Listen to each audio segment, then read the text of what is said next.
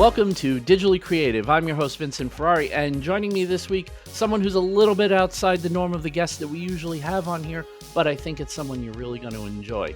He's the master of everything Gen X and an expert on old stuff, kind of like me in my other life that you guys probably know about. I have the one and only Jon Reddick from GenXGrownup. What's going on, John? How you doing? Hey, Vincent. First, I want to thank you for inviting me to come on. I know we were talking a little before the show, and you're like, I can only think of one person to be here to talk about this stuff. And I'm like, well, yeah, but he wasn't available, so here's John. Right? Here's John.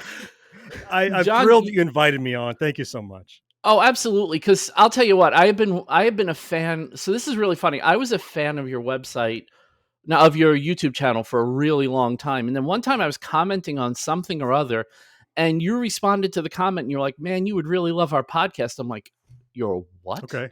Like, I was like, wait, what? You have a podcast? And I've been listening to the podcast ever since. Like, it's just, Oh, well, I really do love, because there's so many Gen X and retro type content channels and podcasts. sure. Yep. And I don't know, there's a lot of samitude to them. And I think that Sure. what you and Mo and George put together is just absolutely magical, between the Oh, wow. podcast, the website, and what you guys do. It's just absolutely fantastic. So you do a really great job at it. Wow. Okay, I gotta thank you like 5 times for like 5 things that happened in that last sentence. So thank you for watching on YouTube. That's phenomenal. Thank you. Thank you for commenting, taking the time to do that. I periodically I will get commenters like you, and it's not like a canned response, but somebody will go, "Oh yeah, remember such and such?" Like, dude, we so remember that. You should go listen to the podcast. So you fell in one of those categories. Oh, and then yeah. you went and listened. You actually did. So there's like the 4th or 5th thank you. I don't know. We're going to keep them going. And your kind words about this show. I mean, you're right. There's a lot of stuff out there. First, there's so many podcasts out there. We could go on a whole tangent about my opinion about the podcast landscape if you ever wanted to. But there's a lot of Gen X stuff out there too. And a lot of it falls in what I kind of call just the Skype call. It's Yeah. to get together and just talk, but it's not trying to be a show. It's just some chit chat with some inside jokes. And if you listen every single week, maybe you dig it. We really strive to make something that is pleasing to the ear, that's entertaining, that's genuine. And when it resonates with anybody, like it did with you, I could not be more grateful and more appreciative that you're there, that we have your ears. Well, there's something about your podcast, and it's noticeable immediately. First of all, you all sound like experienced radio voices, which is weird, because you normally, when you get a podcast, you get the host is a lot of times you'll get the host is really good, and then the ancillary characters are kind of like there for filler when the host can't think of something. But you guys are really good together. I know your production values are off the chart. You even pan Mo and George to the left and right. And it's really funny because I don't notice it as much, if I'm listening on a computer, but when I'm listening in my car, I feel like Mo is sitting behind me and George is sitting next to me. It's like really, really weird. But, just the fact that you put that much thought into the production of the podcast, especially the audio, because most people sadly do forget about audio these days when it comes to podcasts, but you put a lot of thought into it. That the videos, there's a lot of, it's not, I don't know, man. It just feels like you're putting in way more effort, and it shows. Plus the passion combined with it, it works for what you guys do. And now, if only someone would watch it. That's all we're lacking, really. You'll get there. You'll get there. See, that's the thing. Like, let's start there, because I think one of the things that's most interesting, and one of the things that catches my eye so much, is the explosion of like Gen X type content. And what I find most amazing, and I think you've probably noticed this too. I mean, you have kids, right? I have one grown child. Yeah. Right. Daughter. Okay. So it's weird how young kids are just as into this stuff as we are. Like, if you hand a younger kid an Atari 2600 game in some form, they'll play it and they'll enjoy it. And they'll be like, okay, maybe this isn't like, Fortnite level graphics, but it's something that they enjoy it just as much as we do. And I think that's kind of something unique about the Gen X experience, where all this old stuff that we love really, really has, I mean, I don't want to say it's aged well, because some of it hasn't, but it's kind of timeless. Even kids that didn't experience it can go back and enjoy it. I've always felt there's about a 30 or 35 year ripple effect for every generation. Think about when, we were kids in the 80s, and I was born in 69. So I'm a bit like on the older edge of Gen X, right? And so, Hmm. but even then, you're growing up in 70s and 80s, and there was a huge nostalgia for the teeny bopper 50s, right? It was about 30, 35 True. years behind us. It kind of rolled, you know? And then in the 90s, there was like there was like a 60s free love kind of thing going in the 90s. There's always about Mm. 30-year kind of like this jet lag of what's going on with pop culture. People enjoy the current stuff, but for some reason, retro is about 30, 35 years ago. It's stuff that they would never be caught dead looking at if their parents were showing to them, but if they discovered it on Right. their own, they're like, look what I found all on my own. And that was really the genesis of why I created Gen X Grown Up in the first place. I might have a background in broadcasting and I worked in television for 30 years or so. Ah, And okay. That explains a and lot. when I left television, to work in the broadcast field, but not doing anything, actually in broadcast, my thing was I had this itch where I'm like, I miss creating stuff that Hmm. people see. Now, back then it was local news, right? I was a local television newscast director, and I did voiceover and editing and everything at the station, and I loved doing that. But when I got out of it, I was missing it, and there was this kind of weird nexus between I was missing that element. And then I started watching YouTube on the reg for, I forget why, but I realized there were so many people doing nostalgic stuff. They're like, hey, it's retro, it's throwback, it's Gen X. I'm like, wait a minute, that's my stuff. You're just talking about it. We were there. So maybe there's an audience for people who would like to reminisce about that stuff. They were growing up and we were, and they want to hear about it from people who were there and understand it firsthand. Hmm. Or, as you said, there's this modern generation that everything is pixelated and throwback and bitmap and everything. And Hmm. maybe they would like to hear about it from somebody that's not just posing and saying how much they like it, but was there at the genesis of it. And Sure. that's the little narrow niche that we try to find. Now within that niche, we're wide open. We do anything from, film and television and movies and games and tech and pop culture, whatever. But it's that little sliver of stuff that we said, hey, that's our stuff. Let us talk about it in a way that only people who were there know how. I think you guys hit it really well. Just for I always like to mention at some point we are recording this on December 19th. So when I say the Mm, last episode, it was the one that was last week. But in last week's episode of the podcast, I think it was, you guys talked about creating not so much a detailed account of the history of things, but more mhm, helping people to relive the experience of being there or to kind of sure. recap what it was like to actually be in that moment. And I think that's Mm, kind of something that comes through where I'll get a perfect example. A perfect okay. example. The episode you guys did back in October about the Hulk's TV series Oh that yeah, sure. that which I honestly I watched it when I was a kid. I thought it was absolutely awful, but I still watched every episode of it because it Yep. Yep. even as a kid it made no sense to me. Like it's like how's this reporter always chasing him around, but they can never find the Hulk, and he never puts together. Well, wow, look at that! Bruce Banner is in. It's like Clark Kent in his glasses. Like, come on, do a little math. You could Yeah, figure it out, exactly. right? Wow, look at that! Greatest disguise ever. He puts glasses on. Look, hold on, John. How different do I look? Couldn't Oh even my tell it was God, me. you're Superman.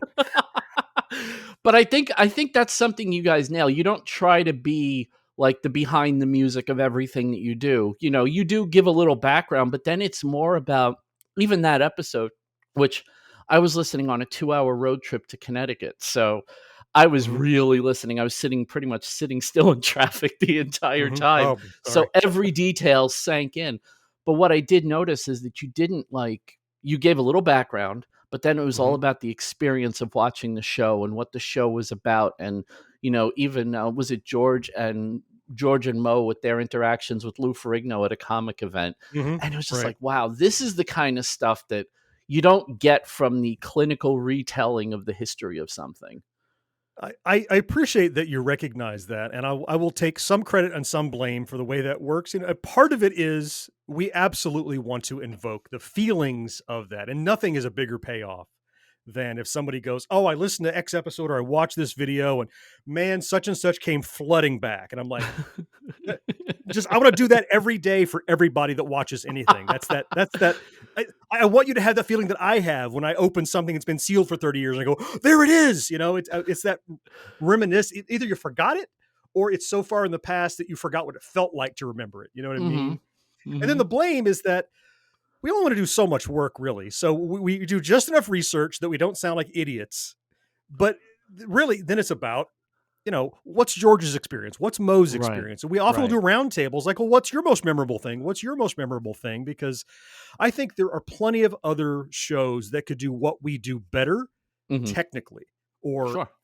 factually, but Right, right, no right. one More else research, all has. that kind of stuff. Right, exactly. But Yeah. no one else has the camaraderie and kind of the chemistry and the ability to just kind of just invoke feelings in people by cutting up together because we know each other so well. And I think that was an accidental middle ground. Like we tried to be more informational, and then we found out people actually more responded to the personal stories and the Sure. feelings and the funny background and those sorts of things. So Well, thank even you for just that. even just was it 2 weeks ago, you guys did your holiday gift guide, and I'm like, "Oh god." Like, I saw the title come up, and I'm like, "Oh, come on, not you Like I guys didn't want to too." hear this, right? This is a stupid. Yeah, but This is an because Amazon clickbait show, is all it is, right? You don't want to watch. and this is the cred that you've earned with me because I was like, "All right, these 3 are doing a gift guide. There's gonna be some obscenity. There's gonna be some, slapping back and forth at each other. They're gonna have a Mhm. little fun with it. All right, I'll listen." And I'll tell you what, caught a couple of gifts where I was like, I might need to buy that. I almost bought a Minchin Beagle myself, like because I'm so.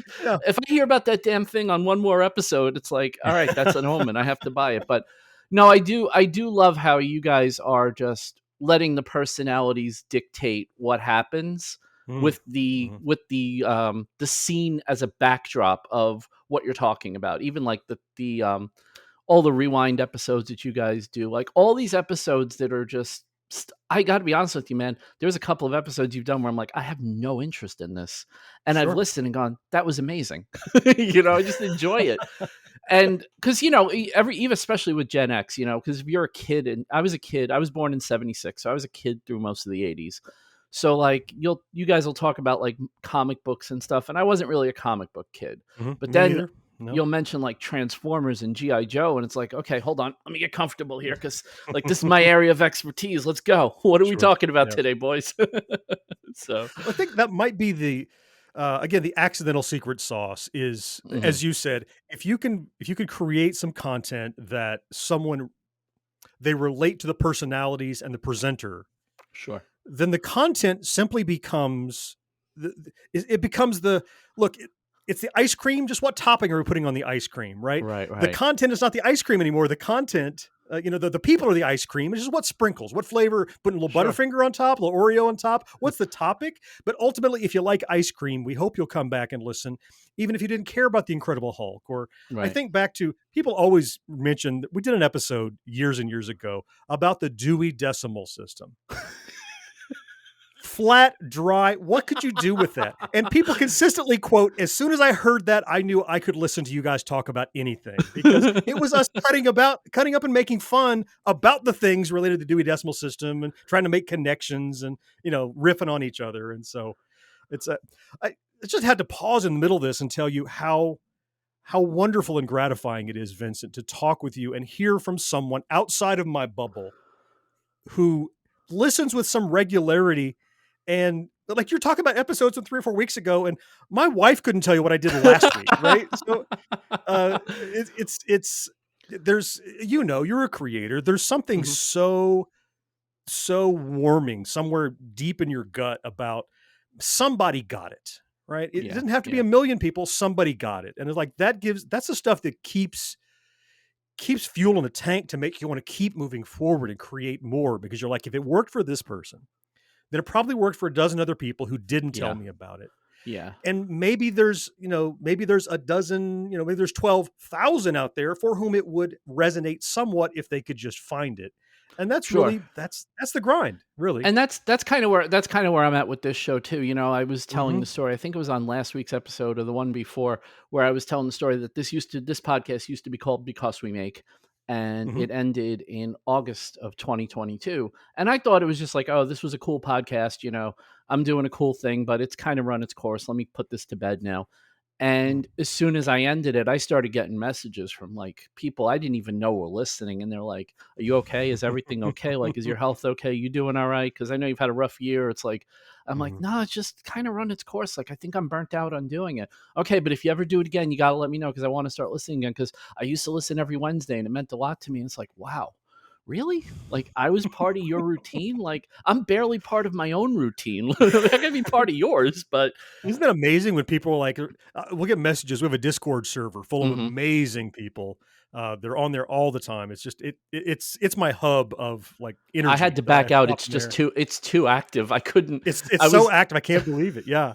And people say, on Thursday they go, it's podcast day. Like that's what they call Thursday. And that's Mm. because they look forward to whatever comes out regardless of the content. And that's so gratifying, isn't it? It is. I love one of the things I love that you've done, you in particular, not just you, but you in particular, you've hit this with me more often than not. I'll be going through my YouTube feed and I'll see something that you have that I had as a kid and I Mhm. forgot about it. And the most recent example of it that blew me away was the Fantastic Puzzler. So you Oh, put that no, thing, yeah, yeah, yeah. Yep. you put it down, and I'm getting goosebumps now. By the way, I'm getting huge goosebumps. So It's when I was a kid, I've told this story a few times. When I was a kid, my family, we didn't have a lot of money, Mhm, and the Rubik's Cube craze hit. When we were probably brokest of broke.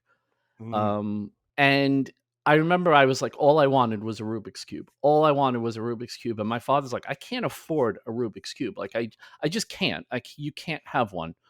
And mhm. then one day we were at my grandparents' house and he goes, oh, he goes to my grandfather. He goes, you think we should give it to him? My grandfather goes, sure, why not? And he puts the Fantastic Puzzler down on the table.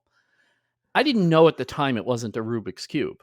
I Right. had no Yeah. idea. I just thought it was a Rubik's Cube because it looked like one. It kind of felt like one because I'd only held Mhm. one in my life. And I Right. was so happy, so happy. But I went through my whole life up until I had that thing for years. And then at some point I realized it wasn't real because it didn't have the Rubik's name anywhere on it. Mhm. Right. And I was like, oh, wow, that was a knockoff. Okay, cool. But I still enjoyed it. My dad still did what he could do to give me the experience of having a Rubik's Cube. Fast Mhm. forward to couple of like 2 months ago or 3 months ago, whenever you did it, and I'm watching Gen X Grown Up on my TV in the living room, and John puts this box on the table. Again, I'm getting goosebumps. Again, I'm getting goosebumps as I'm talking about it. But he puts the Oh. box on the table, and it's like, I'm go, oh my God, that's the box. That's the knockoff Rubik's Cube that I had. That's it. Like it wasn't just any knockoff Rubik's Cube that you could Mhm. find in a bodega. You had the exact knockoff one that I had. And as soon as you put it on the screen, I started flashing back to sitting at my grandparents' dining Mm. room table and my dad putting it. I remember where I was sitting. I remember the smell of what was cooking. I remember Right. what my grandmother was wearing while she was standing at the stove making dinner. I remember every single detail of the moment I got it, the second I saw that box. And that's the kind of stuff that I know that that's what you live for because that's kind of what Mhm. this whole thing is Yep. about, right? But man, the amount of emotion you can pull out of somebody just by showing something on screen, it's Mhm. just it's incredible. And I hadn't felt it that strong in so long about anything. And you put that on the screen and I immediately jumped into comment. I'm like, John, you're not gonna believe this. This is I exactly the remember. one that Yeah. I had. Well, But you've I gotta done tell that with you, Vincent, I'm so happy you got that, and you've given me a gift telling me that story. That's exactly the thing. Like you never know what thing's gonna hit somebody just right. yeah, yeah. A thousand people are gonna see it and go, it's a Rubik's cube, and they're not even gonna watch it. And then there's the people that go, I'm curious, and then you're gonna find folks like you, and that could be true for anything that I just randomly pick up and go, hey, it's Sure. 30 years old. Let's take a look. Maybe it doesn't mean anything to me sometimes Right. but other than it's old and I enjoy, nostalgic stuff. Uh-huh. But nostalgia is a powerful drug. I mean, you It talked about really how is. you remember what was cooking and the smell of that, what your grandmother was wearing. Everything. It's almost like how scents can do that. You have a scent and it brings Yeah. back so many, olfactory is connected to so many other things. I find nostalgia like that in many ways, and all, especially nostalgia that has a smell. Oh man, I open like Oh, an yeah. old book. I picked up a used out of print Hong Kong Fooey hardback little golden book. And I'm Wow. like, oh, this is amazing. And I open it, and I can hear Scatman Carruthers in my head. Going, hey, hi. And you open it up, and I smelled that book, and I'm like, oh my God, I'm back in my room, laying on my belly, doing a puzzle, reading Hong Kong Phooey, and I'm laying, I got a toy chest upside down next to me and Legos all over the room. I could see that, and Yeah. you can feel it. Nostalgia does that for you, and that's the drug we're trying to help people mainline through Gen X Grown Up. And when it Oh, works, I'm so happy. it's absolutely wonderful. It's funny you mentioned smell because I heard a couple of years ago, it was really interesting to me. There was a study done that smell is the most easily recollective sense in your brain, Mm-hmm. above Yeah. sight, above touch, above taste, smell. Mm-hmm. So Yep. you will, and I think it was an evolutionary thing so that you could smell danger, so to speak. Like you could smell Yeah. smoke or, Sure. Your monkey smell brain working for you. rotten Mm-hmm. food, like that kind of stuff. And Sure. we just developed the ability to recall that faster than any of our other senses. And I've experienced the same thing. I bought books at like Goodwill or whatever, where I'm walking and just one catches my eye on the shelf. I'm like, oh, I need that. And then you open the book and that old book smell just wafts up to you. And it's like, Oh yeah. oh, Oh yeah. wow. Okay.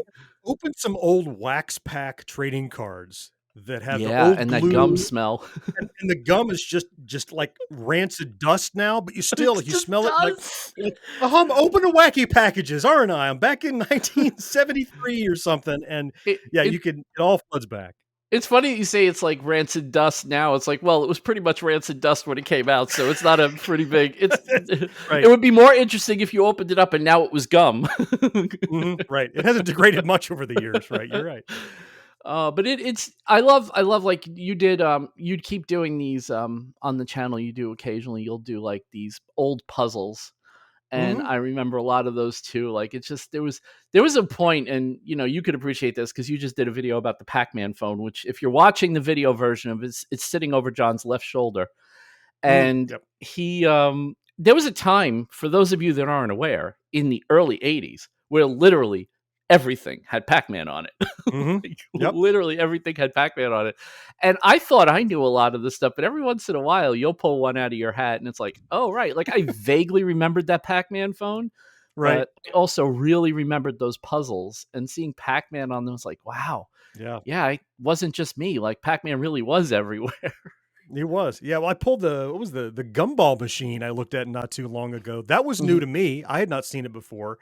And this is infectious too. People will often accuse me and all of us on Gen X Grown Up of costing them money Oh, I because mean, they'll see yeah. something, they're like, I didn't even know that existed and I've got to go buy it. Or they're like, I had that and now I have to go reacquire it or whatever it is. And like, man, you're costing me more money again. Like, yeah, you can thank me later because when you get it, I remember, what did we look at? There's a Mattel electronic Dungeons and Dragons game that we looked at Oh a few months man. back. I'd never Yeah. seen it, saw it at a toy show, picked it up. I'm like, that's interesting. And the angle for the video was, hey, let's take a look at this and see what it is. And it's interesting. It's Dungeons and Dragons. It's an electronic toy from the 80s, which instantly makes it fun. But like there were missing pieces and I 3D printed some stuff, but then I played it and it's like those noises and all the sounds. There was a run on eBay. I know of at least 8 people who went out and sought that game out on the secondary market because they saw it, the video that I had produced, and suddenly I saw that they were fetching about 20 or 30 bucks more on eBay because people were like, oh, everybody wants them. Because when you price them, you look at what was sold, and suddenly everything's sold out in the course of a week. But that we definitely cost people money. It's not our intent. Like, yeah, we have Amazon affiliate links, but half the stuff we talk about, you can't get on Amazon anyway. We're Of talking about course. Of old course. stuff that you have to dig up. And when you get it, you had that bonus, like I said, it stinks in a way that only old stuff stinks, and it adds to the experience. Yeah, nothing brings back nostalgia like degrading plastic. I mean, Hmm.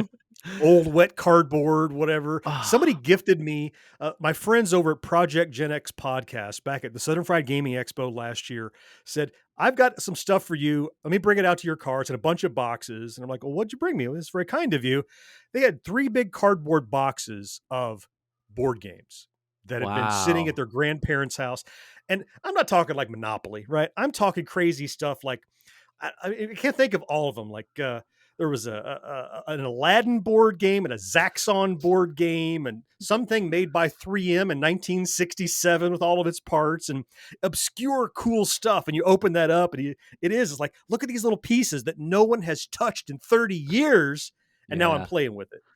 I don't know why I find that so cool. It's just tangible history. 'Cause it is cool. I mean, it is cool. That's the Yeah. good part. That's the one thing that I love about this Gen X renaissance that's kinda going on is you can watch these people you can watch people online doing stuff, and you Mhm. can kind of participate as much as you want also, but there's Mhm. no, like, stigma about it anymore. Like, I mean, Yeah. I'm sure there were some people who's like, "Oh, just grow up." And I'm those people, I don't need that negativity in my life, but, there are certain times where it's like I've been buying old electronic table games like Simon and Tabletop Football, Yeah. whatever, and Awesome. repairing them. Like, I'm buying ones that are broken and repairing them, like learning how to really repair these things and get them working again. And I have a Simon under my belt and I have a Coleco football. Well, it's not really Coleco football, it's made by Tudor. Oddly enough, they only made it for like a very short period of time, but it was Mhm. Coleco was making it, Radio Shack was making one, and Tudor Games, who made up the magnetic football, the one where the guys run around on the field. Oh, They like the also made one. vibrating kind of Yeah, yeah, magnetic yeah. yeah, yeah, yeah, yeah. They also made a handheld one like the Coleco one. It's actually Hmm. really good. I could never play the Coleco one, but I really like this one. But I fixed it. I took it apart and I fixed Nice. it and put it back together. And now this thing that was on eBay for like $5 and not working is now in my collection of stuff and working. Same with the Simon. I did a whole bunch of traces on the board, resoldered stuff, redid.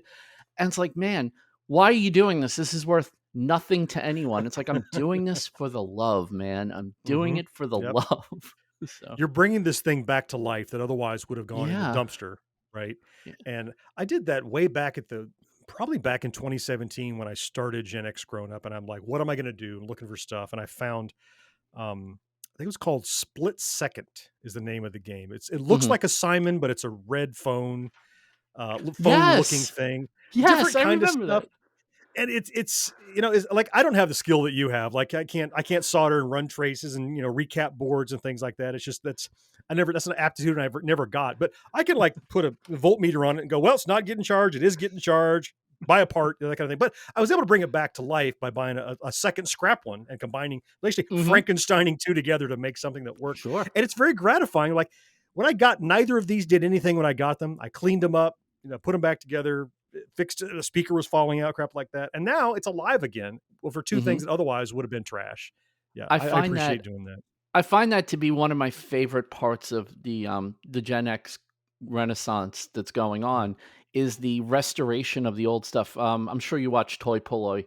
I can watch him Mhm. work for hours, just watching him just take like old Star Wars toys and old Masters of the Universe toys and old Mask toys, and Mhm. he's just sitting there, just like, oh yeah, so no problem. We're just going to reconstruct this. Like, you're going to what? And then 5 minutes later, he's got this perfect thing, and what one of the things I love that he does, like he'll do the whole thing and then he'll make decal sheets, or as he calls them, decal sheets, decal sheets available on his website so that if you're doing a resto, because all these Mhm. 80s toys, the decals are just Oh yeah. destroyed. Like Yeah. most of my toys didn't even have decals on them by the time I got rid of them. And you can just print out new decals, cut them down, and put them on, and you can have a restored version of a toy that you loved. And Mhm. it's so cool to watch. Like I feel like I'm fortunate enough to have been a kid at a time where a lot of people who are now very skilled at a bunch of things that people didn't even know how to do back then are now bringing all that stuff back. So, yeah, it's nostalgia, but it's also this constant feed of you don't have to ever forget this stuff because no one's actually forgetting it. It's wild. Mhm. Yeah. It's It's wild. it's really uncanny how okay, we're impartial, clearly. Every time somebody wants to argue about like who had the coolest childhood, Mhm. everybody says it's them. But Of course. everybody who says it's them that isn't Gen X really know it was Gen X, I think. Because we had it all. We had We did. everything. I mean, if you were born in the early 70s, you had an analog childhood. And then Yes. you lived through a transition where digital was again, your blipping football game. It was just a little Yes. electronics jammed into Yes. something. But half the stuff wasn't even electronic that was the biggest hits, right? You had crap like the Rubik's Cube, right? You had Sure. crap like Evil Knievel, Ripcord, that was just a wind up thing with a centrifuge. That was no big deal. There was no wires or plugs in it, no batteries. But then we lived through all of it, right? So we got to see obviously electronics coming to games and everything, and then video games. We had our Atari, and then we were there for the internet revolution. I mean, there's no part Now, clearly things will happen after we're long gone. People, they'll invent, teleportation and holography and whatever crazy things you're going to Of get, live course. forever. But for the things we're aware of, we got the best cross section of the Yes. best of everything. Yeah. People who were born after us missed out on the analog. People that were born before us missed out on the digital. But where our brains were working the best when we were in our like 12 through 18, like our most formative years, we lived through the swath of, we had all of it. We had all of it at the We same did. time. And yeah, that's You non-fans are like, this guy's raving and ranting about Gen X again, but I don't think it's BS. I think it's just it's how it is. I mean, somebody else can change my mind. Put me on that thing, blah blah blah. Gen X is best. Change my mind if you want, but I that's don't where think I land. I don't think anyone's gonna change my mind about it. I think, I always talk about the like 80s movies were 50-50 for me. I loved a few of Mm-hmm, them, I hated a few of them. 80s music, loved some of it, hated most mm-hmm, of it. mm-hmm. 80s TV, oh, 80s TV. 80s TV was peak television for me. Like it's just, we talked a little bit about, when I mentioned Knight Rider on the old show a couple of years ago, Mm-hmm. and how the response was just overwhelming, and people realized how much of a passion I had for Knight Rider as a TV show. Knight Rider, you had Dukes of Hazzard, you had the A Team. I love the A Team because every helicopter crashed behind a mountain and 4,000 shots were fired and no one ever died. Like, it's, these elite soldiers could not hit anyone with a freaking M16. It's the most Right. A amazing thing in stick the of world. C4 blows up. The only thing that happens is that 4 henchmen are thrown into bales of hay. Right? No one They're gets a already, shrapnel wound. they're like, they served in Vietnam. Well, then that explains a lot. Is that why they're having trouble hitting guys? My goodness. But I know you collect a lot of stuff. I mean, I really hope if you guys don't normally listen to watch the video version of this podcast, I really do hope you watch this one just to get an idea of the kind of some of John's collection that he's sitting in front of as we record. But of all the Oh, stuff that you collected, what do you think is like your crown jewel? What's the thing that you have where it's like, I can't believe I have this and I would never part with it if I had to part with everything but mm-hmm. this? It's actually pretty easy. It really is pretty Ooh. easy. And I think, yeah, I mean, I have a lot of cool stuff, and I Mm-hmm. had a lot of stuff that I think arguably you could say collectively is more valuable or whatever, but, Mm-hmm. um, and not just because it's a video game, because video games are, it's not the absolute focus of everything we do in Gen X. It's a slice of what we do. But a few years ago, I was able to obtain an ET cartridge that was rescued from the Alamogordo, New Mexico landfill Very back in cool. 1983. And when I received it, we talk about smell. When I received it, it was a Ziploc bag of trash from a dump. Right. It's this crushed, mangled box and cartridge, and it's clearly been wet and dry and wet again and dry and compressed and wet. It's all wavy and broken. But when I opened that, and it smelled terrible, by the way. It smelled like a dump. It smelled awful. It has this certificate of authenticity. But in the video that I made for it, I'm sure I come across as way too cheesy and way too reverent to it. But it's many of the things I collect, and this especially, it's not just the fact that it's this ET cartridge from a dump. It's not just the fact that it comes from this previously mythological Atari burying of stuff that turned out to be true. It's a talked about putting your hands on things. It's a tangible totem, a physical piece of what happened in history. When Mm-hmm. video games crumbled in North America, I was 83, right? I was in junior high or whatever I was, and I saw the arcades closing. I saw the Atari drying up and going in the bargain bin. I'm like, what's happening? It's all over. Well, I didn't know about this burying, but when I learned about it later, and then I found out that you could actually have one, like one of these is in the Smithsonian, and one of them is hanging on the wall of my living room. Can you believe that? I framed it. I had it beautiful and mounted and everything. I did it myself, and I love it. But it's one of those things that, yeah, we're gonna have to sell this and sell this and sell this, and I got to make money. But this thing, man, let's just put it in a vault. We'll take it down to the bank and put it in there because I'm homeless now. Whatever it is, I want to keep that. It's only worth like $1,200 or something. But Mm-hmm. and first, the fact that it's $1,200 in the first place out of the dump is something. But knowing what it is and knowing where it came from and its lineage and its history, that ET cartridge that came out of that dump is something that I wouldn't I mean, I'm not going to part with it as long as I'm alive, for sure.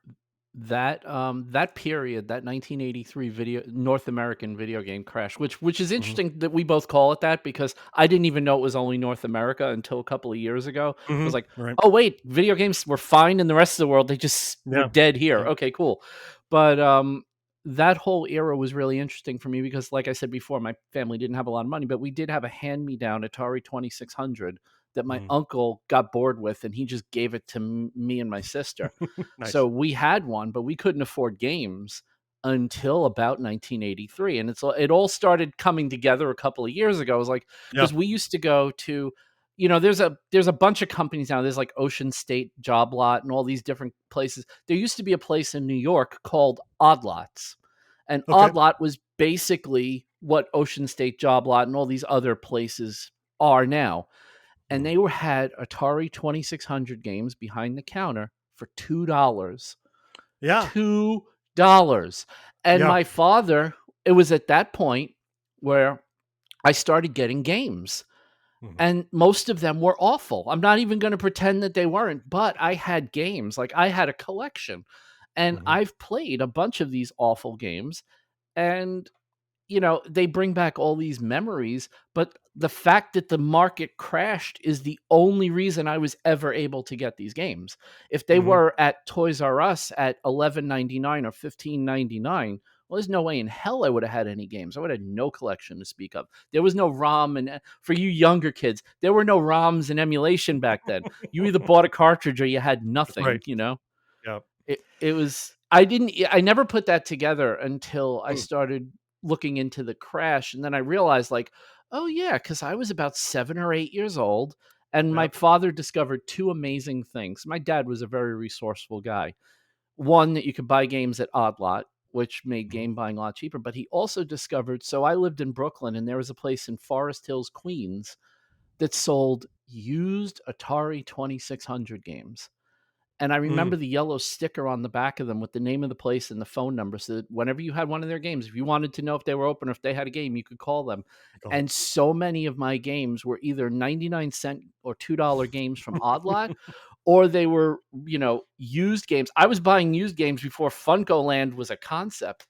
Yeah. And again, all these happened because the market crashed. Otherwise, I don't even know if I'd be interested in games, because my first game system was the Atari 2600. Mhm. Yeah. So, It's funny how fast that happened too, because I have a very vivid memory of probably like 80, 81, right in there, whenever there was a port of Vanguard that came out on the Atari 2600. And I remember standing at Babbage's with my I mom, hate that game so and much. she paid like 39 bucks for it. And I was blown away. I couldn't believe it wasn't my birthday or anything.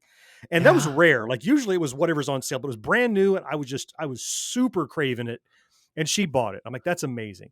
And then I remember I was probably, I don't know what I was 12 or 13 then. Just a couple of years later, could drive. I was 16, and I go to the same mall, go to the same Babbage's, and there's a bin in the front full of all the Atari games, and they're all like $4.99, $3.99, like you said, because Uh-huh. and the Atari 2600 got rebranded as the Junior. They were trying to make it a toy, a kid's game, and for the little brother, right? The big brother's getting Yep. Nintendos now, and one of those Mhm. deals. But it came fast. But even the crash as it was, even how damaging it was in some ways, as you said, you were able to get games that you couldn't otherwise get. And for Yep. me, it just becomes part of that tapestry of the ebb and flow of the Gen X experience. Like, oh my God, Atari is over, it's done. And as sad as you are, what you didn't know was there's something else on the rise. Hang in, there's Yeah. something cool is coming after it. Everybody, they thought it was the hula hoop, right? Oh, the fad is over, video games are done. Well, now it's the number one entertainment industry on the planet, bigger than Yeah. movies and television combined. I think Mhm. it sprung back pretty well, I think. And I don't think a lot of people realize that, the lowering of the financial barrier to entry that Mhm. crash created is what Yep. put a lot of people our age into video games. Like Mm. Nintendo, when they came out with the NES, they realized they couldn't make the price the $100 that they wanted Yep. to, and they launched the control deck without a game at $79.99 for a much more powerful system than anything we had seen on the market other than Sure. arcade machines. And it's like, if that crash hadn't happened, they would have launched the control deck at $100 and the regular system at $200 with just with just Super Mario Brothers in it. You know, the whole market was shaped by the fact that Atari did not exercise the right amount of control over their game library. Yeah. And, Well, that's another thing that Nintendo learned very quickly. If yeah. you were a Well, developer, you can only put out and a it, certain number of games and you had to buy the chips from them. And it's like, we yeah. look at it now and go, that's horrible, but that saved the industry. It Well, in really Atari's did. defense, they didn't know any better. They were the True. first ones to jump on that horse, right? They didn't know how it was going to buck. They were stunned when David Crane and company went and made Activision because they were disgruntled. They're like, wait a minute, can they do that? Well, What? they had put nothing in place to prevent it. That's what Yep. Nintendo, we're not having disgruntled people go, fight. We're going to make everybody buy a chip through us to put any game out. And Atari Yep. didn't know better, which that was the shovelware problem. That Yes. combined with all the rushes, ET gets all the blame. Look, I wanted the ET from Alamogordo because it's so symbolic, but ET was not the worst game ever, nor was it the first game to be rushed and have poor quality. Hello, I'm looking at you, Todd Fry, Pac-Man. The thing is, it's just, and I played the hell out of Pac-Man. Don't get me wrong. So did but I. In It was hindsight, terrible. It's a horrible port. It was Pac-Man at home. But the point is, there was so much stuff. It's not just the the stupid dog food game and the Crest game. It's not just those things' fault. It's that everybody and their brother said there was money to be made in gaming, and Atari didn't know any better, and so they didn't put any kind of restrictions. And as you said, it led to a loss of confidence in the market because they're like, oh, Yes. Atari equals crap. Well, Sure. Nintendo did the opposite. Nintendo said, hey, you can put out 2 games a year. It better be your best stuff if you're going to sell. And that led to Nintendo having an amazing reputation, even for third-party stuff. That's how they pull it out of the nosedive. But they learned from Atari's mistakes. Somebody had to make the mistake for Nintendo to know what to do. It was interesting that, Atari for the first couple of years of its existence was pretty much a first party company. Everything came out of Atari. When you buy your Atari 2600, one of the things that when we got ours, one of the things I loved doing was I would flip over the box every once in a while and just look at all the screens of all the crazy games that were out there. But they were all Atari. There was no Activision back then. Oh, that's right. And then you get Activision comes around, and then later Imagic. Because Imagic was formed by former Activision developers. And now the two best third-party developers on the platform are people who formerly either worked for Atari or Activision. And some of the best games, as far as I'm concerned, were made by Activision and Imagic. I mean, Demon Attack, Cosmic Arc, Atlantis, those were 3 of the best games, and they were all made by Imagic. That's right. When it gets to a point now where when I play, I have a lot of Atari ROMs. I'm not going to sit here and pretend I'm some high-minded collector. I have no physical games anymore, but I have a ton of ROMs. But the games I play the most, they're rarely Atari games. I think the only Atari game I still play all the time is Yar's Revenge. And that's because Howard Scott Warshaw is a damn genius. An evil Yar's genius. Revenge, Adventure, Indiana Jones. There are a few in there that I'll play. And E.T. I'll go back to. We could have a whole show about why E.T. is much maligned and what's wrong with it is not so bad. It was really ahead of its time, but you talked about looking at the back of the box and looking at all the screenshots and stuff. That's another thing you don't get anymore, right? You download your game digitally and you're playing it within 30 seconds and you're going. But used to be, we went to the mall, we hit up Electronics Boutique and I got a game. Well, now there's the absolutely interminable ride home where I'm currently not playing it. So it's open and I'm reading the instructions and look, I'm reading the instructions, the part that say move up to move up, left to go left, down to go down. I probably could have figured that out on my own, but it's like sitting at the table with no phone and all you can read is the back of the cereal box, right? So it was the closest thing to play in the game I could get. So you'd read the manual from beginning to end. I used on to the car ride on the way home. I would read the manuals. I'm not even going to lie. I would read them in the bathroom. Like I would go to the bathroom as a kid and I'd take a manual with me because I wanted to stay connected to my Atari, even though I wasn't in front of it. Like it was such an important part of my childhood. That's why when I see, I knew what it was for me and I had a couple of friends who had them. So I knew what it was for them. But as I've gotten older and you start to see like people like you and I, who when it was the thing, it was the thing. And I get this feeling like, oh my God, you not only weren't alone, but you were in isolation, part of this giant neural network of people that were in love with this cheesy system by today's standards and probably still enjoy it to this day. There's this community around it because we all had the same experience in isolation. It's That's such right. a crazy thing. Yeah. And that's the thing we're trying to tap into for doing content creation about that Gen X experience is look, the Generation X crowd is not the easiest crowd to get them to figure out how to listen to a podcast. Like No they're kidding. right. So especially if you're like, oh, we do content creation. Oh, was that on the internet? You know, look, we're all old. Like we used to make fun of old people, right? So we're all in our 40s, 50s, and you know, they're not the biggest YouTube viewers. They're not the biggest Right. podcast listeners.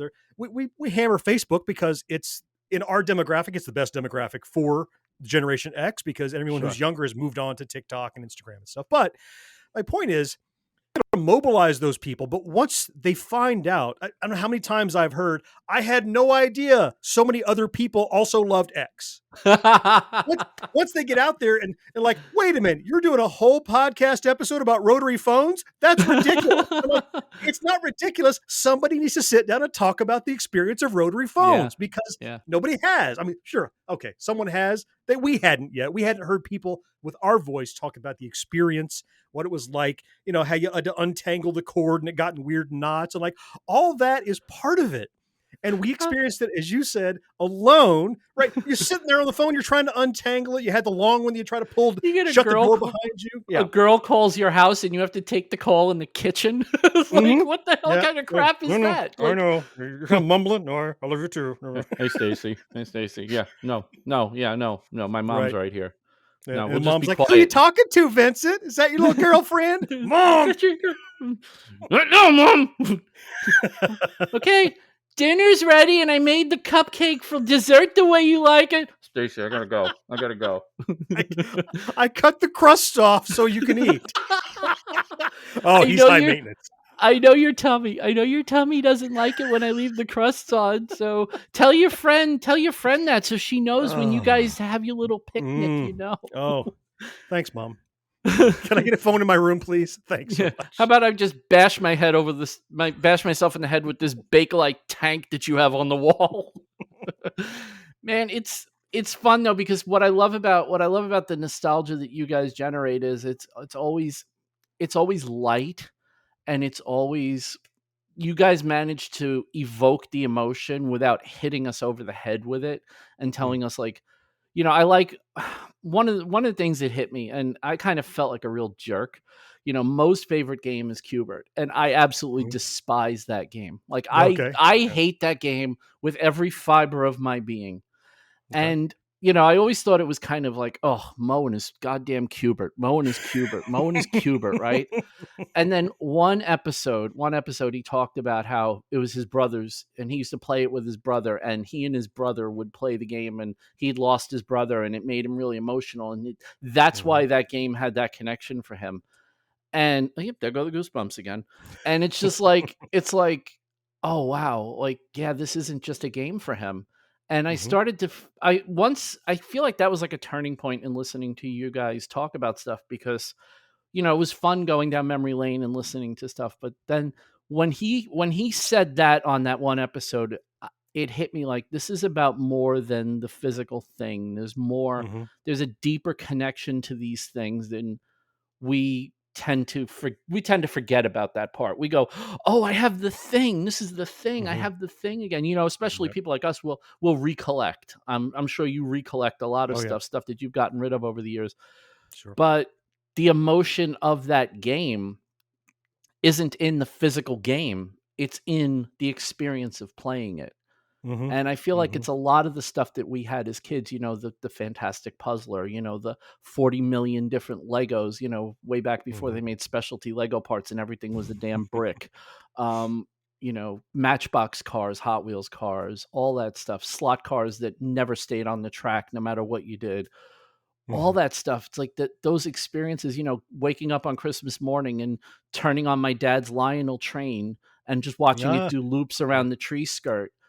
And it was just like, is that a great toy? No, it's a stupid toy. It does, you know, it runs around 6 feet of track continuously in a circle. And if you're really lucky, every once in a while, it'll puff smoke because you put a smoke tablet in the top of it. But I remember what those smoke tablets smelled like. I remember the electric shock of the tinsel landing across the tracks. Like, I remember all that stuff, and all those emotions just come flooding back. And you guys are so good. at pulling that out of people to make the memory more about the experience of being there than the thing you were there with. And honestly, dude, that is why I love your channel. And that's why I love the podcast so much, because Thank you it's so an much. emotional trip every single week, every week. So we try. I mean, we absolutely do. That's the target, and that we hit it for you is just makes me just so proud. We talked a lot about games a lot. I mean, on YouTube, you kind of follow the trends, and right. So we were sure. very general, and then when someone hits, like we started reviewing these little arcade toys, and people really like them, so we do more of those. And so I think there's often a just assumption that, oh, you're a video game channel, and we do a lot of that clearly because it was a big part of it. Sure. But the thing that people think, oh, it's a video game channel, you must be a YouTuber that does video games and stuff. We've talked about this before, but just for your audience, because you hit on it, there are two quick things I want to share. And one is arcades in general. Mm-hmm. And there's the experience of standing in an arcade and hearing all the noises and seeing all the games and all the smell of the the cigarettes that are ground into the carpet and whatever. But it's all of that is part of it. But especially for me, and I think for a lot of people too, that was one of my first tastes of independence, right? So when I was 14, 15, you could only go do that when your mom allowed you to. But man, when I was 16 and had a license, like there was no question. I got in the car. Where are you going? You going to McDonald's? You're going to Dairy Queen? And I'm going to the damn mall. I'm walking into the arcade, and I'm going to stand there for as long as I want. It was independence. It was freedom. It was a taste of being an adult and doing what you wanted. And that was what I wanted to do. And standing there again gives you that feeling of you've arrived somewhere. You've achieved something, even though it's just a bunch of plinky video games going clink, clink, clink, clink around you. But it's the same thing when I walk into a modern arcade and, just it's a pizza place and they got 20 games or something. You walk in there and I'm like, it's not the place, but I remember the feeling of being in the place when I could take myself there for the first time. And like behind me, you could say I have like a replica Rock'em Sock'em Robots. Is it because I'm a huge Rock'em Sock'em Robots fan? Not really. But when I see it on the shelf, I remember me and my dad laying on our stomachs in the middle of the living room on Christmas, playing that stupid game for hours, and I'm like, that chunk of plastic doesn't do that for everybody. But every time I look at it, that's what I think of. Yeah. It's those kind of connections that make that nostalgia more than just member berries. It's not just, hey, you remember. It's not that. It's, do you remember the feeling you got when you first experienced it and what it meant to you? I remember my dad's favorite game on the Atari 2600 was Yar's Revenge. And I didn't love it as much when I was a kid. I love it now. It's my probably A and B to my favorite game of the time, which was Demon Attack. Demon Attack is my all-time favorite Atari game. Great but time. I can't really say it's not Yar's Revenge anymore. It's kind of like A1 and A2 at this point. And I remember very vividly the very first time I looped Demon Attack 5 or 6 times in on one life. And my father was like, just jaw dropped and sitting there watching. My mother was watching on the couch. My mother did not know a damn thing about video games, but she knew something amazing was happening. And my father just keeps going, holy shit. Again? He must have said holy shit about 35 times in that one sitting. And I think I ended up looping it like 5 or 6 times. And I remember on one life. And I remember after the game, my father he went into the cabinet and he got a roll of masking tape. And he put a piece of masking tape on the back of the cartridge and he wrote the score on it because he wanted to remember that score. He's like, he even looked at it. He goes, you're never, ever going to beat this score. But that was amazing. And I remember my father saying that to me because my father was this hard, like carpenter, blue collar Italian guy from Brooklyn.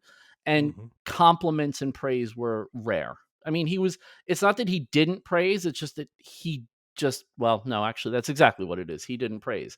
But in that moment, my dad was truly proud of me. I could bring home straight A's on my report card, perfect scores in school, hit a home run in Little League.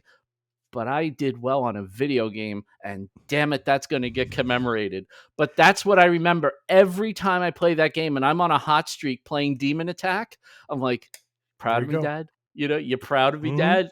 Yeah. It's so weird. I'm 46 years old playing Yep. this game going, my dad would be so proud. My dad would not care at all. But in my mind, I'm Yep. reliving that moment where I looped the game a few times. And It's invaluable. it really is like so many memories were shared with my dad over the Atari 2600. Mhm. And it was such a even like the other stuff I had, like Castle Grayskull. I remember the year I got it for Christmas. I have no idea how my parents afforded it. I have a feeling my grandparents bought it for me and then put Mhm. my parents' name on it. I don't really care how I got it, but I did get it. And I Mhm. remember waking up one morning and I saw the box in the living room. And my father goes, "All right, let's get this thing together because it's not gonna be fun to play with in the box." And I remember my father struggling putting decal. My father was real. He was good at everything. He was terrible at putting on decals, which is like I said earlier, most of my toys didn't have decals because my father Mhm. was just like, Mhm. "Oh, they didn't come with decals. I have no idea what happened." But I remember him putting Castle Grayskull together, and I had Castle Grayskull forever. Like I held on to it because it was like Mhm. this was my dad built this, And I Yep. people that don't, I feel like stuff is way more disposable now Yeah. because everything's digital and transient, and you kind of forget about stuff very quickly. But there's so many things that I had as a kid where I mean I was showing someone a couple of weeks ago. I have the very first stuffed animal I ever had. I still Mhm. have it. Mhm. I have the very first book I ever read. I have it. Like Nice. I have both of those things. Are they worth anything to anyone but me? No, Yeah. but they are worth a fortune to me. Now, wouldn't you love to So, add to your collection that Demon Attack cartridge with the masking tape on the back and oh some my faded god. pin scratches? Wouldn't that be amazing? It would Who be who knew? absolutely We never knew we spectacular. wanted to keep that stuff. Oh. I remember when I got the Nintendo and, I got the first cartridge I ever had with the battery and it was Legend of Zelda, and it's like, "Wait, it stores your information?" Like, I How's was it so doing that? used to masking tape on the back of a cartridge with scores, Mhm. like, that was brilliant, like, we could remember the scores, some people kept a book, my dad was much more practical, he's like, "I keep it on the cartridge, it's with the Mhm. cartridge." But then it's like, "Oh, they have batteries now," and it's just like, I don't wanna be the get off my lawn guy, but, like, kids today, In it's like my day. everything you have now is digital and Yeah. transient and, it just comes and goes, and you know, I feel bad about I mean, I'm looking at it right on my desk. I have an Ambernick RG350 sitting on my Sure. desk, like right where I record. It's always somewhere around. I have multiple of these scattered around my apartment. People come in and Most they're of us like, do. "What's that?" I was like, "Oh, here, it's every Atari 2600 game ever made. Enjoy." What? And then I lose them. And that's why I don't invite people over anymore. But yeah, I Do you I lose love I them? love how They get commandeered by your friends because they also want one? basically, Yeah. basically, or they buy one and they go, "Okay, could you set this up for me?" "Yeah, Mhm. give me a week, Yeah. I'll get it done for you." So, what do you guys have in store? Now, I know, we've talked a lot about, the particular things, but we haven't talked about the business of Gen X growing up that much, but Mhm. it would Yeah. be worth talking about because there has been a pivot recently. You Oh, yeah. like me, we've both joined the ranks of the unemployed. That's right. Congratulations to Yeah. 2022, better than Yep. 2020. Woohoo! Um, but I can already see the output on your channel and in your socials is really you're ramping it up quite a bit. I'm seeing more podcast clips. I'm Mhm. seeing more content on the channel. Yep. So what's in store for Gen X Grown Up as you navigate through your new reality? Oh, boy, I sure wish I had a crystal ball and I could tell you where it's gonna end up, but I mean, you fairly well encapsulated it. I So never in my life since I started working have I not had a job, have I not had an employer, have I not had a regular paycheck, and never Mhm. before have I been fired or laid off. Right. Um, but I mean, this was an extreme period of time at my company, and talking to my friends after I left, it continues to be extreme. Like it's well beyond Yep. just a round of layoffs. There's a huge immigration of talent leaving the company, and Yep. that's a lot of dirty laundry I won't go into. But effectively, I had no shame getting laid off because I was laid off with a bunch of rock stars that I thought would be there long after me, and we were all let go. And so I didn't have this feeling of like you can be laid off and have a feeling of rejection, right? Oh, I'm not good enough. I was let go because I wasn't important enough. But Sure. I know it was a financial situation. And look, maybe they also didn't like me. I don't know. They kept me for a long time. The point is, I didn't feel like horrible rejection after it. So Right. I had a fairly clear head a day or two after.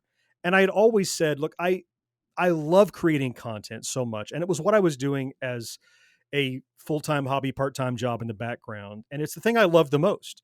Mhm. So given this fresh opportunity, look, I had some severance from my job to let me go because I didn't just quit. I didn't get mad and walk out, right?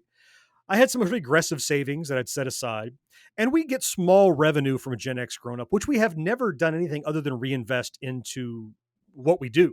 We've never Mhm. taken a salary or anything other than pay for a dinner here and there, right? So with all of those things together, I'm like, so here's the deal. We might never be able to make content creation a full-time job for one of us, let alone three of us. Mhm. But if we're ever going to find out, somebody has got to bite the bullet and try to do it as a full-time job. And here was an Right. opportunity. So effectively, that is now my full-time job. I'm doing a daily vlog where I get up in the morning and stand in front of a camera and go, okay, it's Tuesday. I'm going to do this and this today. Yesterday we did this. Here's how I'm feeling. Here's how I'm thinking. And then I get busy and I work all day. And I sometimes I edit the podcast live on Twitch. Sometimes, whatever I can do. I've been trying to repurpose old content as much as possible because things I did 5 years ago when we had 120 subscribers, people never Right. saw. I could take one of Right. those, and now I have 18,000 subscribers, which sounds like a lot when you have 100, but it's not a lot in the grand scheme of things. But I can now reach those people and more people by repurposing it into short. As you said, the podcast we're recording in video now and putting out little snippets as reels on Facebook, and Mhm. we have all this stuff. And now myself, along with the tremendous efforts of my co-hosts, both George and Mo, they're supporting me, and we're trying to do as much as possible to move that needle. Look, nobody here wants to be rich or famous. It would be a nice side effect, but in reality, I would just love to be able to do this thing, to create content that people enjoy, to have an audience to appreciate it, and be able to focus on it. And I know a million people would love to be, I want to be an influencer. I don't want to influence anybody. I want to inspire people to go, I remember that thing. That was cool. If I Mhm. could just get a few thousand more people to remember how cool that thing was, we would be in business. It's about getting outside the bubble. And from a purely mercenary standpoint, I would be lying if I didn't tell you that was one of the reasons I was happy to accept this invitation to be on this show. The Mhm. more people that I can reach, the more people are aware we exist. Not everybody's going to love what we do, Sure. but if they give half a damn, they might go check it out. And Sure. it's of those people. Now, obviously, I enjoy your show. You're a very congenial guy. It's been a pleasure to talk with you, but I'm always now thinking about how can I get more eyeballs and Of ears on the course. stuff that we do. And I'm so the short ending answer to your question is I have doubled or tripled down on Gen X grown up and content creation for the short term. And I'll find out when my savings runs out and, in 6, 8, 12 months, however long it takes, whether Mhm. or not it worked, or I just have a bigger hobby that I can go back into the workforce and do. So, I think you've given yourself the best opportunity. I feel hmm, like because honestly, I went through the same thing. I didn't have the rejection because a lot of hmm, people were let go back to back to back to back to back. I had a little bit of severance that I could get by. hmm, I just sold my house back in February, so I still have some money in that the helps. bank from that. The panic the panic that most people feel when they lose their job, I've just not felt it. And Hmm. instead, what I've done is like, okay, well, you can get by for a little while. Well, Yep. you know what? Why don't you just enjoy this time instead of freaking out about it? Because it's the end of the year. You can't find a job now anyway. But Sure. instead of freaking out about it, roll with the punch, take it as it comes, work on your content creation, grow the podcast, grow Hmm. your YouTube channel, grow your woodworking and your jewelry making, and do all those things. And hey, if it doesn't work and you still have to go find a job, fine. But you've moved that ball faster. It's Hmm. rolling faster that when it Right. still has to stay a hobby, it's a nicer hobby than the Right. one you left your job with. So to me, I should be more nervous than I am, but Yeah. I just Me too. can't bring myself. I right? Like Yeah. I almost that's the guilt I feel. Like I should be panicking, but I'm not. I'm not. I mean, I talked about it a couple of weeks ago, but when I knew I was gonna, losing my job wasn't a surprise. It was just a surprise that it took as long as it did. Yeah. And when I restarted this podcast, I actually told people like, "Hey, look, I'm going to do this podcast, but it needs to be financially successful in some way, or I can't do it. Like, I have to focus on things that make money. So if you guys want the podcast, I will give you a podcast, but you've got to subscribe and join and support it. And they Yeah. did. Help us out. Before I even dropped the first episode, I had, I was making more than I was on the prior podcast. And it's like, okay, then the people have spoken. Here's what I need to do. And if I can do that with an audience the size of mine, I am pretty sure that at the very least, more people are going to get turned on to what you do. Not the least of which are the people listening to this right now who may not even know you guys exist. Now they do. I know for a fact, and I tried to find it and I couldn't, but I know for a fact that I made you guys my thing of the week on Because We Make about 2 years ago. I know I did. Really? I remember talking about you guys, and I really wish I could find it, but I know I made you my thing of the week. You guys were, because I was like, this is the best channel. Like, it was in that mode. I was in that mode of nostalgia, and it was like I found you guys, and then I started my own Twitter account called Retro Love Letter, where I do this stuff. It's kind of like, it's one of the things that doesn't make money, so it got kind of pushed aside a little bit, but you guys motivated me to start that. It's like, hey, I could talk about the stuff I loved as a kid too. Sure. Yep. And I just think that you have the right approach to this, and I really hope that in a year, I can have you back on this show and go, wow, Jon, I am absolutely honored that you're on here, because, me getting out to your audience is going to be worth $1 bazillion. Well, in a year, you can call my associate and you can coordinate a call if you'd like. I'll be far too big of a deal. Yeah, it won't be any direct emails to your email address, that's for sure. No, but it's been so great having the moment to actually chat with you, because I feel like I've been watching you for so long, and it's like just being able to just shoot the shit with you for a little while about all this stuff is just, I feel like I'm talking to an expert who I've just come to, just as a person, I've come to really enjoy. So it's been really, really fun talking to you about this kind of stuff. It's been fantastic. It's a great pleasure. I'm so humbled by all the kind things that you said, but the biggest thing you've said of everything is the things you talked about that touched you directly. That's the thing that makes me the proudest. And to hear those little stories, so happy. And that's why I had you on, because I always tell people, like, they're like, oh man, you really do a lot of research on your guests. Like, I don't do any research on my guests. If I have a guest on, it's because I know their stuff, I know what they do, and I have a connection to what they do in their work. And if I have that connection, then I know their stuff. I can have a conversation. I don't need to pull it off a notepad to know what to say to somebody. So I am absolutely flattered that you even gave me the opportunity, especially on relatively short notice. I think I emailed you Friday and you're like, yeah, no problem, I'll come on. I was like, all right. Of course. Yeah. Hey, my schedule's open because I have no job. It's really easy to coordinate. So funny. Now. That was actually in our email exchange. For those of you listening, that was in our email exchange. Jon's like, so when do you want to record? I'm like, well, you don't have a job and I don't have a job. So pretty much I'm wide open. You tell me when and I'll be there. So there you go. Works out.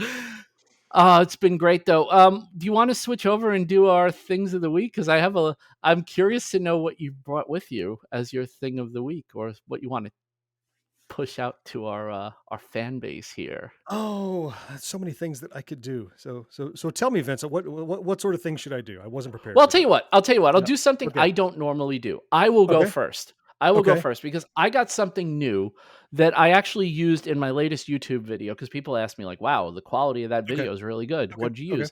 So I got a new camera, another one. I know. I just got a Canon M50 a couple of weeks ago for doing my YouTube videos, and I wanted to upgrade my vlogging camera, which was a Canon SX730. Great little camera, but no mic input, and the video quality was 50-50 most of the time. So I went and I got a Canon G7X Mark III. And why did I settle on this? Well, the video quality is exceptionally good. I don't shoot in 30 frames, so I can't do 4K with this. But I could do 1080p 60, and it comes out stunningly good. But it also has a mic jack. So I can use my DJI mic with it and have a wireless mic into this. And that's where this is money in the bank. So I shot my first video with it this weekend. I did a shop vlog of me getting 2 cutting boards ready for Christmas delivery. And they actually went out yesterday morning. So they are going to make it there Friday, literally the day before Christmas Eve. They're going to get where they're going. But I documented the whole process of me freaking out and going through the process and showing people I make my cutting boards. And most of the shots were done with the G7X Mark III. I would highly recommend it. The quality is so good that I probably didn't need to buy the M50, and that pisses me off, but it's fine. Yeah. You know, I wanted one of the things I did, one of the things I think I mentioned this before, but just so you're aware, one of the things I did was, as I knew I was losing my job, I'm like, okay, time to start upgrading all the content production stuff while you have a job. 'Cause you'll need it. So I got Yeah. an Insta360 link as my webcam. I got a Canon M50, I got the DJI mic, and I got the Canon G7X Mark III. So every aspect of my content creation got an upgrade, and I'm really glad I did it. I don't regret doing any of it. So that's my thing of the week, the Okay. G7X Mark III. Amazon has it. I want to say it's $700, and then the cage that I put on the bottom of it so that you can get a cold shoe right here Yep. for accessories, that was like $20 on Amazon, and that's a necessity so that you can attach the receiver for a wireless mic. But that's my thing of the week. So, Okay. okay, John, All right. I've stalled enough for you, buddy. So if you watch the channel, this won't come as a big surprise to you. So I went back to my set here to grab something. The first thing I grabbed, I just had to pick up the wonderful puzzler just to show you and have it here in my hand, and makes Yay! Vincent giddy. But probably the most impactful thing, it sprung out of this. So you mentioned watching this video and you enjoyed this video. Mhm. And in the video, I said, man, I love this thing. I don't have an original Rubik's Cube, but I have this original knockoff, which is really cool. And someone was watching that video and said, I can't believe Jon doesn't have an original 1980 first edition Rubik's Cube. And they shipped me a it was shrink wrapped when I got it. Yep. This is from 1980. There's paperwork in there that tries to explain how to put this together. And I can't really properly convey how I teared up a little opening this thing, because I know it was shrink wrapped. I know it was done in a factory in Taiwan. I know the air in there has not escaped. I know it's 1980s air. I know no one touched it since it was released. I know it's brand new. And I just have my X-Acto knife and I'm piercing the plastic, and I'm like, we talk about memories in this show. I think that's appropriate. Why this is my thing of the week is because we've talked about this nostalgia all through the show. And this was one of those double doses of nostalgia for me, because it's a Rubik's Cube, but I remembered opening mine probably circa 1980 that looked like this, that my parents Mm. got me. And I'm like, I'm doing it again 42 years later. This is a first year 1980 cube. And look, it doesn't cost $1 million. The guy that reached out was John Wagner over at Wagner's Tech Talk, another wonderful YouTube channel. And he and I aren't tight buddies. You know, we've exchanged maybe 2 Discord messages ever. But I think that really speaks to how meaningful sometimes the content I do is. This guy got something out of that video and said, if that guy cares enough about that knockoff Rubik's Cube, he needs this thing. Sure. And it was so gratifying and so humbling. And I was so grateful. And now, sitting next to my wonderful puzzler on the shelf back there is a genuine Rubik's Cube that, by the way, in the video, I open it and play with it and listen to those beautifully crunchy, springy noises that an old school Rubik's Cube made. Mhm. And anybody could watch that and go, dude, relax. It's a toy from 40 years ago. Don't get, but what we talked about, it's not the thing. Mhm. It's the emotional swell that comes with the thing that Sure. makes it so important. And so that guy did me just an amazing service to get this thing. You can get them for like $50 sealed, just like mine. I just never went out seeking. And to know that I got it because someone was moved by what I did makes it all the more valuable to me. So you It's can get them like that, but how I it's got it was wonderful. amazing. It was So, wonderful. Your reaction as you were opening it, you could tell, like, there were a lot of toys like that. Like, I remember when I got mhm. Optimus Prime, my dad came home, that he was I know the whole story behind it because I was old enough to understand what was going on, but there was a store in Brooklyn called Times Square Store. Mm, And Times Square Store had a sale on Transformers. mm. And I saw it in the newspaper that morning. And I remember telling my mom, I was like, man, I wish, like, it was $37. Like $37 for Optimus Prime in 1983. 82, let's say. Mhm. And I remember going, oh man, Optimus Prime would be the greatest thing. Because I had a lot of GoBots because we couldn't really afford Transformers. Sure. So I had a lot of Yep. GoBots and the small Transformers. And my dad came home that night with a big black TSS bag. And he just put it down in the living room. And I didn't acknowledge it because I thought it was his lunch or, he brought something home from work or whatever. Mhm, mhm. And he let it sit there. Like, it sat there through dinner. It sat there as we watched TV that night. And finally, it was like 8 o'clock at night. He goes, I'm really surprised you haven't opened that bag yet. It's like, well, I didn't think I was supposed to be opening the bag. He goes, yeah, go open the bag. Oh, boy. Pull the bag apart, and I could see the Transformers logo, and it's a big box, bigger than any I ever had. So you know what it's gotta be.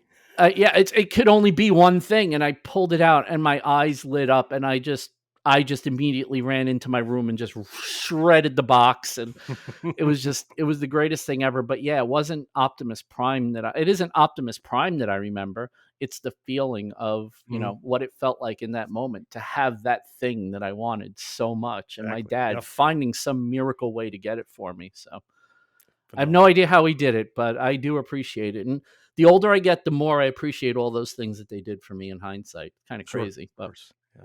so yeah, I totally understand the emotions. If I got an Optimus Prime in the box today, I Yeah. would probably have those same emotions that I had that day. It's just I'm sure. Oh, yeah, you will.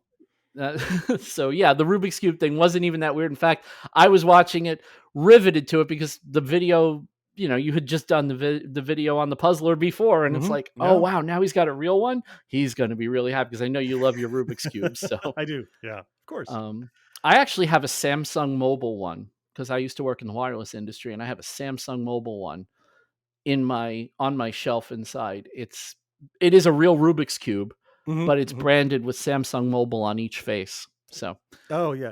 it's the only real one I've ever owned.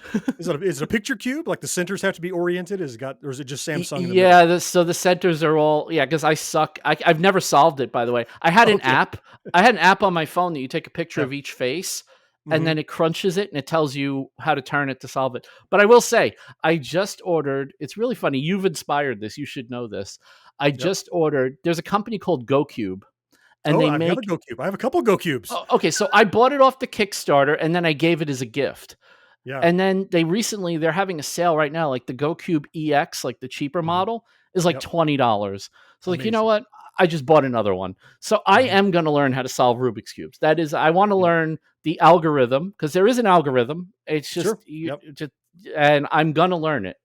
I figure that's a productive way to spend my unemployed time. I tell Content creation everybody and solving Rubik's cubes. There you go. I tell everybody who says the Rubik's Cube is terrible, I can't solve it, they think that, but it's because they've never actually looked at it critically. It's a little pattern recognition and some memorization. Yeah. It's not that it's not you don't have to know 43 quintillion different combinations. You just have Nope. to know about 12. And you're like, "Oh, They I found. recognize that. Let's do this thing. I recognize that. Let's do this thing." Yeah. Do you remember a couple of years ago they found the God number? Do you remember that or no? They found the Uh, God number for the Rubik's cube, and I think the maximum number that it should ever take if you do it right. Oh, I remember. It's 27 not that moves. many. It's very It's few. 27. Huh, it's crazy. It's Yeah. ridiculous. Mhm. 27 moves, you can solve any Rubik's cube, no matter how messed up it is. So it tells Yeah. you how easy it actually is. You just got to remember 27 Mhm. moves. So Yeah. Not me. It take not. I can do them now in about a minute, but I'm not rushing because for me, it's there's a zen to solving those puzzle cubes. That's even if you take the nostalgia out of it, it's the part of your brain it's doing that. Mhm. It siphons away like the perception of time, the perception of space, because you're using the spatial awareness kind of stuff. I used to use that when I traveled in airports. I'm like, I got 40 minutes to wait for this plane. I would sit down with a 5x5 cube, and by the time it was done, we were boarding because Yep. just time slips away, and it's that's part of why I love them so much. I had Rubik's Magic. I was always able to solve that. It's very difficult, but I Mhm. still have one actually. That's the It's chain very link difficult. thing, right? The Yes, the flat. one with the flap. It's flappy and you kind of Mhm. I can't solve it anymore. I don't know how I was able to solve it as a kid, but my favorite was the pyramid. Do you remember the pyramid? Yeah, the Pyraminx, absolutely. Yeah, Yes, that was yeah, my favorite because that one I could actually solve. I was relatively really simple. fast at solving Yeah, that. I could yeah. never solve anything else but the pyramid. Anytime Mhm. was my go-to. And my dad's favorite was the globe. There was a Rubik's globe. It was basically the tiles slid on the face of a Oh, globe is and it the tile? So countries were all different okay. colors. I thought you were thinking It probably wasn't a Rubik's device, to be honest with you. Well, there was a marble one too that was a globe that had tracks with marbles in it you had to move around too. Very similar. Oh yeah, that's a whole different. Yeah. I remember that too. Yeah. Yep. Cool. You know who I don't want to forget, though? I don't want to forget the people that support this podcast financially. And those people include Matthew Serio from Artigiano Serio, Big Al Schultz from New York Woodworks, Tori Decker of Tori Did It, Ed Swanson of Ed's Clocks and More, Jake Drews of Make with Jake, Megan Chris from Onyx Designs Woodwork, Christian Neary from Warren Works, Jeff Stein, a.k.a. A Weird Guy, Kim and Garrett from Kim and Garrett Make It, Rory Langefeld of RLL Woodworks and DIY, Robert J. Keller, Rebecca Cole of Beck C Designs, Brian Arsenault, the Seven Hills Maker, Lars Coleman of Colorado Multicraft, Dave Bauer of Dave Bauer Art, Jeremy Speece, Mike of Pixels to Prototype, Donald LeBlanc of Fun with Woodworking, and Grant Alexander from the Clamp Podcast. Thank you so much for the financial support for the podcast. I really appreciate it. If you can't support the show financially, you can leave a review, share the show, say hi even if you want. But reviews would be really good right now. We haven't gotten a review on the show in a very long time, and reviews do help people find the show. So I would really appreciate it if you have a moment. If you would like to support the show, you can go to vincentmferrari.com/support, and you can subscribe there. I have plans at all different tiers, whatever makes you happy. Well, actually, it's probably not going to make you all that happy, but it's making me really happy. I will be really, really happy. But even if you can't do it, I appreciate you just listening and sharing the show and letting other people know about it, because the more people know about it, the more people listen, and the easier it is to get a quality guest like my good friend, or I should say my new friend, Jon. So you bet. Jon, it's been an absolute joy talking to you and taking a trip down memory lane, and I appreciate you giving me so much of your time today. It's been an absolute hoot. So no, it's completely mutual. It's been a blast. Thank you for having me on here. It's an opportunity to talk about stuff I love and myself. Those are my two favorite topics.